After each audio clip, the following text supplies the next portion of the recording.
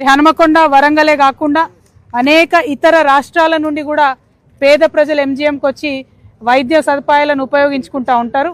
మరి అటువంటి ఎంజీఎం ఇవాళ మనం చూస్తూ ఉన్నాం. తెలంగాణ రాష్ట్రం వచ్చిన తర్వాత మరి ఇప్పుడు ఉన్నటువంటి ఫెసిలిటీ సరిపోదు, కొత్తది కట్టుకోవాలని అనుకున్నాం. వరంగల్ జైల్ని కూడా కంప్లీట్గా తీసుకొని ఒక 20 ఫ్లోర్లు హాస్పిటల్ కట్టుకోవాలనుకున్నాం.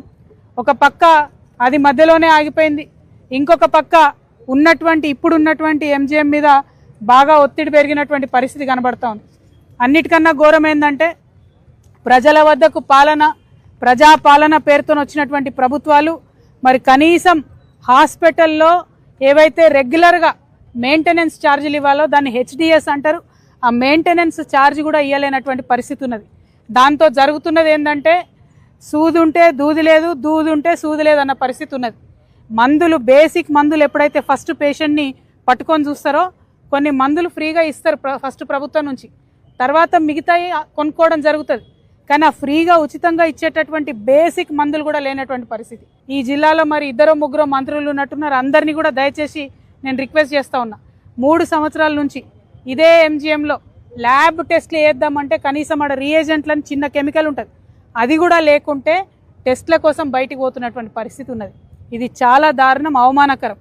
ఇది బీఆర్ఎస్ హయాంలో జరిగిన తప్పే, కాంగ్రెస్ హయాంలో జరిగినా కూడా తప్పే. రాజకీయాలు ఏమన్నా ఉంటే లాస్ట్ ఇయర్లో చేసుకుందాం అన్ని పార్టీలు, కానీ ఎంజీఎంలో ఎవరైతే పేద ప్రజలు సఫర్ అవుతున్నారో వాళ్ళ పరిస్థితి కనుక్కోవడానికి జిల్లా మంత్రులు రావాలని చెప్పి నేను డిమాండ్ చేస్తూ ఉన్నా. మహిళలు ఉన్నారు ఈ జిల్లాలో, 2 మంత్రులు ఉమ్మడి జిల్లాలో.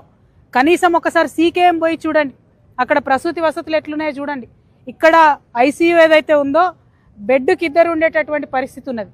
అంటే పాపం నిజంగా గవర్నమెంట్ డాక్టర్లను, గవర్నమెంట్ నర్సులను చేతులెత్తి మొక్కినా తప్పులేదు, అంత సేవ చేస్తారు వాళ్ళు. అంత ప్రెషర్ ఉన్నా, అంత టెన్షన్ ఉన్నా పేషెంట్లను బయటకు పంపకుండా చూసుకుంటున్నారు వాళ్ళు. 2 మంత్రులు ఉంటే ఏం లాభం, 3 మంత్రులు ఉంటే ఏం లాభం? నేను ఒకటే డిమాండ్ చేస్తున్నా, జిల్లా కలెక్టర్ గారు దయచేసి పట్టించుకోవాలి ఎంజీఎంని. మీరు పట్టించుకోకపోతే రేపు మధ్యాహ్నం మేమే కలెక్టర్ గారి దగ్గర పోతాం.